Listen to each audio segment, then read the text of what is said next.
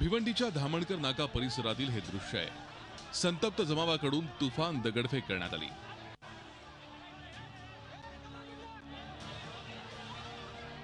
दहा ते 12 वाहनांची तोडफोड करण्यात आली। संतप्त जमावाच्या तडाख्यातून पोलिसांचं वाहनही सुटू शकलं नाही।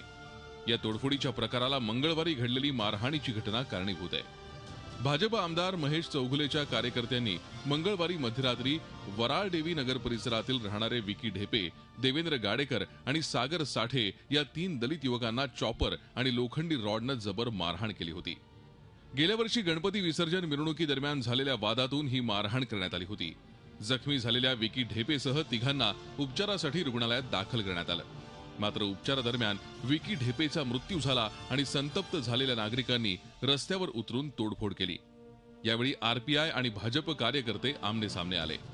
राजू चौगुले, रवी सावंत, आदित्य जाधव, सनी फुटाणकर, अमित गायकर, गोट्या टेकरवाला, जयेश मिस्त्री उर्फ पाप्या, रुपेश कोमलवार आणि त्यांच्या 10 ते 12 साथीदारांनी केलेल्या मारहाणीत विकी ढेपेचा मृत्यू झाल्याचा आरोप आहे। हे आरोपी आमदार महेश चौगुलेंचे कार्यकर्ते आहेत। त्यामुळे संतप्त आरपीआय कार्यकर्त्यांनी भाजप आमदार महेश चौगुलेच्या कार्यालयाची तोडफोड केली। या तोडफोडीनंतर या परिसरात मोठ्या प्रमाणात पोलीस बंदोबस्त वाढवण्यात आलाय। Kapil Raut, Zee media, Bhiwandi. Zee 24 तास रहा एक पाऊल पुढे।